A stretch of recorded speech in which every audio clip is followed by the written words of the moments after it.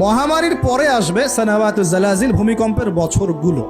মানে বছর ধরে, বছরের পর বছর ধরে পৃথিবীতে বিভিন্ন জায়গায় ভূমিকম্প হতে থাকবে। কে বলেছেন? নবী সাল্লাল্লাহু আলাইহি ওয়াসাল্লামের কথা কি সত্য না মিথ্যা? আস্তাগফিরুল্লাহ, সত্য না মিথ্যা? সত্য। তার মানে একটা হাদিস পেলাম, নবীজি বলেছেন কিয়ামতের আগে আগে কি হবে? ভূমিকম্পের বছরগুলো আসবে। ভূমিকম্প আসবে না, ভূমিকম্পের বছরগুলো আসবে। একটা হাদিস মাথায় নেন। 2 নাম্বার, নবীজি বলছেন কিয়ামতের 10টা আলামত আছে। কয়টা? 10টা। তার মধ্যে 1 নাম্বার আলামত হচ্ছে দাজ্জাল। কি নাম? দাজ্জাল। আচ্ছা, ওইদিকে আলোচনা নিচ্ছি না আজকে। 2 নাম্বার হচ্ছে ইয়াজুজ আর মাজুজ, এটাও অন্য লেকচারে শুনে নিন। 3 নাম্বার ঈসা আলাইহিস সালামের আগমন। 4 নাম্বার দাব্বাতুল আরদ, জমিন থেকে প্রাণী বের হবে। 5 নাম্বার ইয়েমেন থেকে আগুন বের হবে। ইয়েমেন থেকে আগুন বের হবে। 6 নাম্বার দুখান, ধোঁয়া, ধোঁয়া দিয়ে পৃথিবী ছেয়ে যাবে। 7 নাম্বার, 8 নাম্বার, 9 নাম্বার, এগুলো হচ্ছে 3টা বড় বড় ভূমিকম্প, ভূমিধস, যেটা হবে একটা পৃথিবীর পূর্বে, একটা পশ্চিমে, একটা মাঝখানে। পৃথিবীর পূর্বে মানে এই পুরো আমাদের সাবকন্টিনেন্ট সহ পুরো পূর্ব দিক, একদম ইন্দোনেশিয়া, মালয়েশিয়া, সব জায়গা পূর্ব দিক। পশ্চিম মানে পুরো পশ্চিমা সভ্যতা। আর মাঝখান মানে এই জাজিরাতুল আরবিয়া, মাঝখান। এই 3টা ভূমিকম্প হবে পৃথিবীতে, এখনো আসা বাকি আছে। বড় বড়, এগুলোতে ভূমি কাঁপবে না, ভূমি ধসে যাবে। কি হবে? নবীর কথা কি ভুল হবে?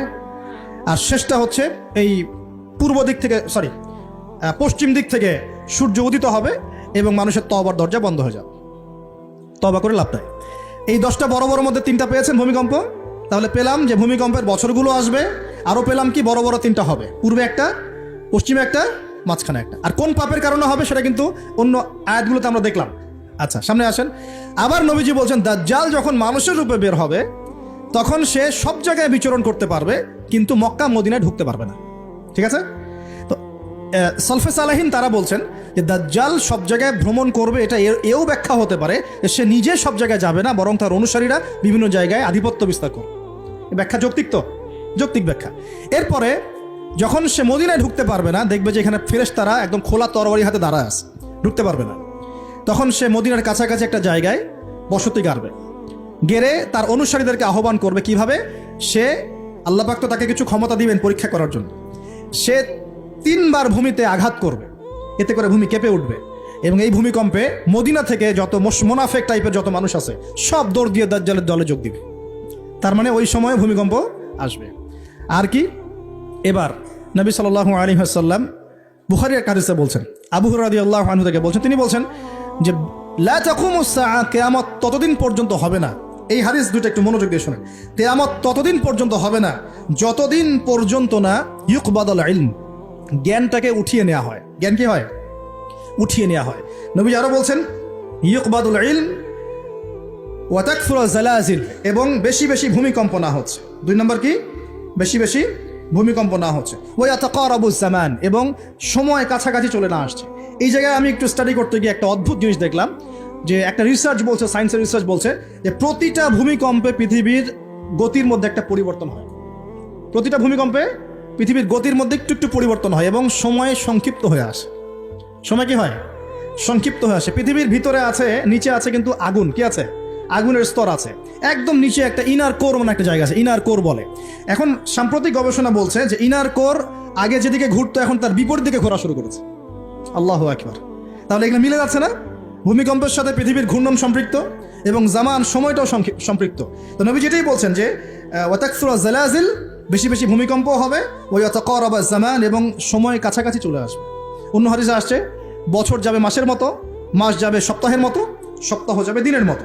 তিনি আরও বলছেন ওয়া ইউযহারুল ফিতান, এবং সমস্ত রকম ফিতনা ফাসাদ দেখা যাবে, দেখা যাচ্ছে না? এবং ওয়াল হারাজ, এবং বেশি বেশি হত্যাকাণ্ড হবে। সাহাবীরা বলছেন যে ওয়াল হারাজ ইয়া রাসূলুল্লাহ, হারাজটা কি ইয়া রাসূলুল্লাহ? তিনি বলছেন আল কতল, আল কতল, হত্যা, হত্যা, গণহত্যা, এগুলো হচ্ছে হারাজ। এবং তোমাদের ধন সম্পদ বাড়তে থাকবে, ফায়াফিদু, ধন সম্পদ উপচে পড়বে।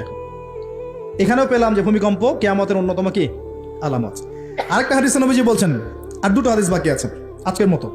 নবীজি বলছেন, এই হাদিসটা আসছে ইবনে মাজাহ, এটার হাদিস নাম্বার 4020 নম্বর হাদিস। নবীজি বলছেন যে লা ইয়াশরাবান্না নাস মিন উম্মতি আল খামর, আমার উম্মতের, ভালো করে শোনেন যুবকরা, ভালো করে শোনো, আমার উম্মতের মানুষ, এক শ্রেণীর মানুষ মাদক দ্রব্য পান করবে। কি পান করবে? নবীজি বলছেন আমার উম্মতের একটা অংশের মানুষ মাদক দ্রব্য পান করবে। ওয়ায়ুসাম্মুনাহা বিগাইরি ইসমিহা, কিন্তু মাদক দ্রব্যের নাম পরিবর্তন করে অন্য নাম দেয়া শুরু করো। বুঝতে পারলাম?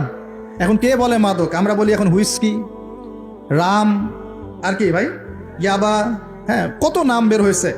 এটা আরো অ্যামেজিং। নবীজি বলছেন ওই মানুষগুলো যারা মাদক দ্রব্য পান করে নাম ভিন্ন দিবে, তাদের কানের পাশে বাদ্যযন্ত্র বাজবে।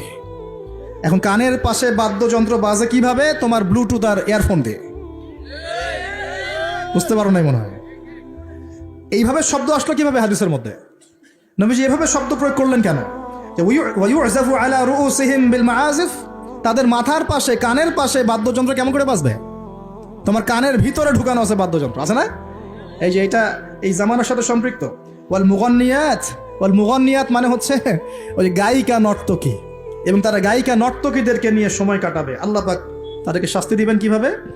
ইয়াখসিফুল্লাহু বিহিমুল আরদ, নাউযুবিল্লাহ। আল্লাহ পাক ওই মানুষগুলোকে সহ জমিনটাকে ধসিয়ে দিবেন একেবারে। কি পাপের কারণে? মাদক দ্রব্য খাওয়া এবং তার নাম ভিন্ন করে হালাল করে খাওয়া। আস্তাগফিরুল্লাহ। 2 নম্বর হচ্ছে বাদ্যযন্ত্র। কি? কানের পাশে বাদ্যযন্ত্র প্লে করা। আর মুগান্নিয়াত মানে হচ্ছে নর্তকী গায়িকাদেরকে নাচানো। আল্লাহ পাক একটা শাস্তি দিবেন, ওদেরকে সহ ভূমি ধসিয়ে দিবেন। আরেকটা শাস্তি আছে, ওয়ায়াজআলুল্লাহু মিনহুমুল কিরাদাতা ওয়াল খানাজির। আল্লাহ রাব্বুল আলামিন ওই মানুষগুলোকে বানর আর শুয়োর বানিয়ে দিবে। নাউযুবিল্লাহ। এগুলো কি মিথ্যা না সত্য? সাদাকাল্লাহুল আযীম ওয়া সাদাকা রাসূলুহুল কারীম। আল্লাহ পাক সত্য বলেছেন, তার রাসূল সত্য বলেছেন।